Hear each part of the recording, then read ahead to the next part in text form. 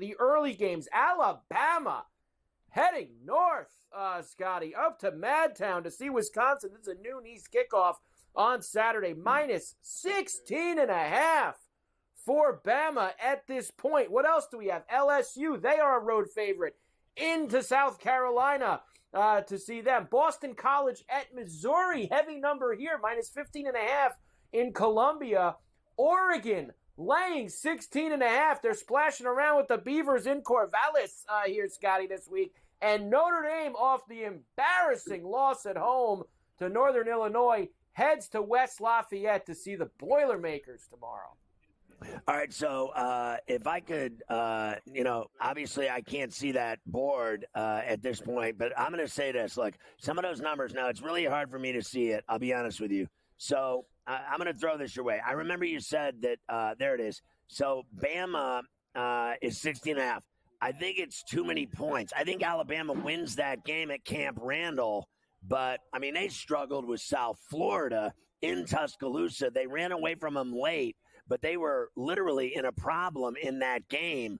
The game that I think stands out to me on the board is this first rack is LSU. I think they go to Columbia and put a beating on the Gamecocks. I really do. I think Missouri will hand O'Brien his first loss at BC.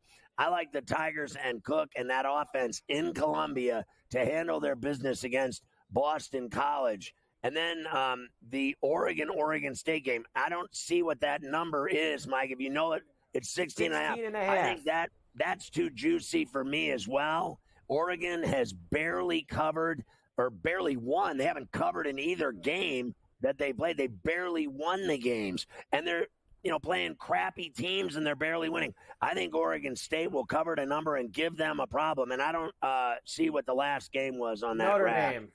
Notre Dame and Purdue was the last game. Yeah, I got to tell you, I want no part of Notre Dame. I'm not, because this could be either. 1 week they win in Kyle Field, and then the next week they lose at home to Northern Illinois, and I had NIU in 27.5. I don't want any part of this game with Purdue because I think Purdue stinks. Notre Dame should win that game down there by 10 at Ross-Ade Stadium, any way you slice it. If Notre Dame doesn't bounce back from that pathetic performance at Notre Dame Stadium against the Huskies, then their whole season is doomed. I like the Irish to get it done, but I really don't have any interest in betting that game because I don't trust them. I'm with you. I'm not betting anything on the Irish this week. I'm with you on LSU. I think that's going to be a smash job for Brian Kelly and the crew on the road there. I think they're going to take care of business. And I think that Oregon State and Washington State are both going to be playing with some big chips on their shoulders, Scotty, this week against their longtime rivals. So I'm going to take that 16.5 with Oregon State. We will come back and we will get through the rest of these.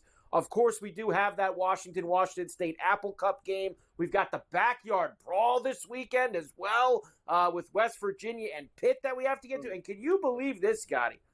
Another Georgia player with the cars, cornerback Daniel Harris, arrested Thursday night, reckless driving. He was doing 106 on a wet road. Effort. That's 41 miles over the speed limit. What is with the Georgia players and the cars? What are we doing out here? I have told you before, it is the Dukes of Hazzard down in Athens in the deep woods of Georgia. And I am impressed that he took it over a bill. He had it at $1.06 in the pouring rain with Daisy Duke. All right, here's the next set that I've got for you here. Of course, we do have the Backyard Brawl this weekend. West Virginia and Pitt getting together. That's on my next set of games for you. Texas A&M and Florida as well. Washington State and Washington Apple Cup, of course, now being played earlier in the year. 5.5 now for the Huskies. You've got Ole Miss going to Wake Forest with a very healthy number of 20.5. And Georgia visits Kentucky laying 22 and a hook. Yeah, look, if we could put that rack back up so I can look at those spreads, I got to see the odds. All right, so A&M I like at the Swamp, believe it or not, laying the 3.5. The young kid, I think, is going to be under a lot of pressure with that A&M defense. I mean, the Gators could get it done, fair enough, but I'm going to take a swing with Elko and A&M on the road. I've already seen Miami kick Florida's teeth in. I like the Washington State spread with Washington. I think that game in Seattle is going to be a great game. It always is. I think it's a 3-point game. I don't think, they're Washington, their whole team's gone to the NFL. I do not believe that they're going to blow out Washington State. Washington State and Oregon State have impressed me, standing tall, holding up the Pac-12. Now they got these 4 new teams. They got 6 teams. They need 2 more. I think the conference is going to make a nice comeback in the next couple of years. In 26, 27, I expect them to be back breathing. I like Pitt in the number in the Steel City against West Virginia. I already saw Penn State kick West Virginia's ass. I like Pitt. They had a comeback win. Give me the Panthers and Narduzzi. Narduzzi gets it done at home. Ole Miss and Wake. Ole Miss will win at Wake. Jackson Dart will whack Wake Forest in Winston-Salem. No problem there. And I think Georgia goes to Lexington, and I think they bury Kentucky.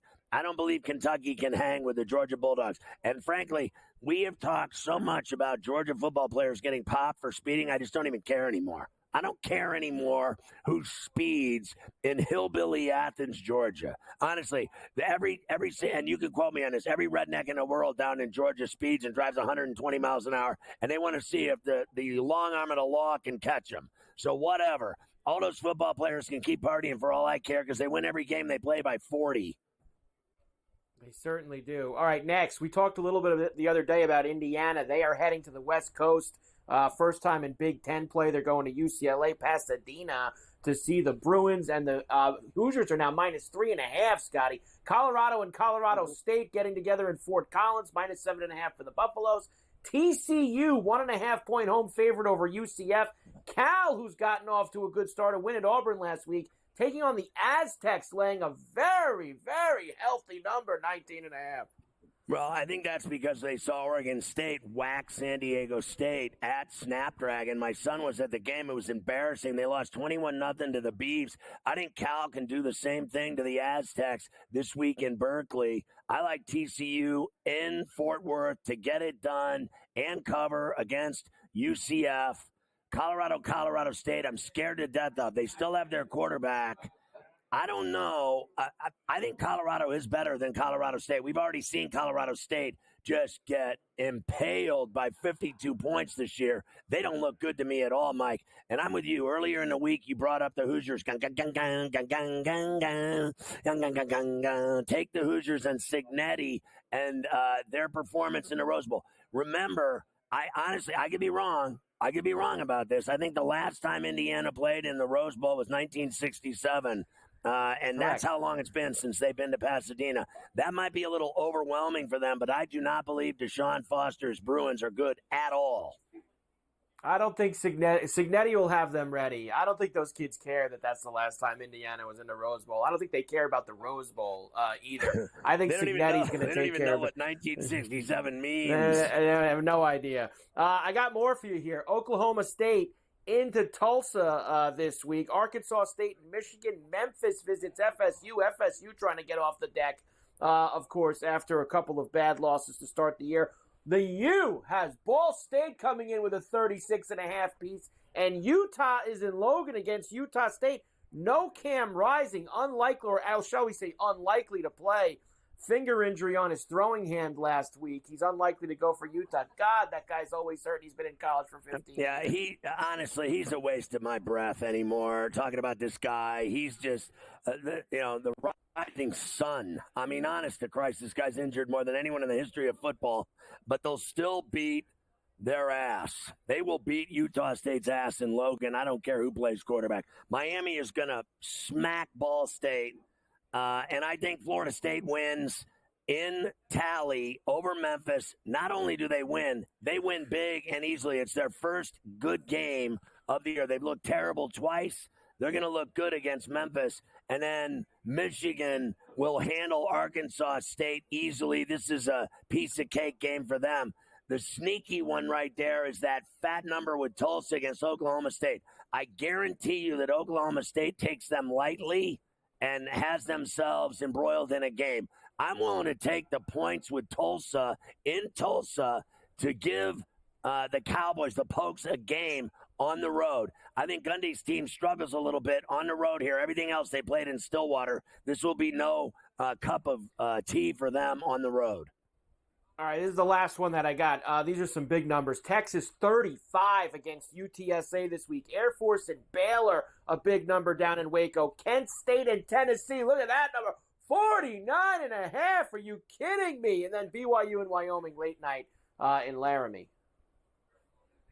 Yeah, I think BYU wins that game. We've already seen them win when they were a dog. Everyone thought that, they'd have problems. They come up big already. And then I believe in Tennessee. Their offense is sickening. I love their new quarterback. I think the Vols smack Kent State in Knoxville like nobody's business. Air Force and Baylor.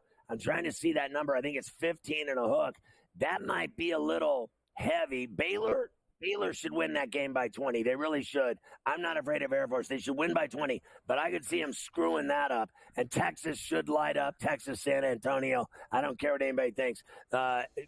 Quinn Ewers is too much for them all day in Memorial in Austin. It should be easy work.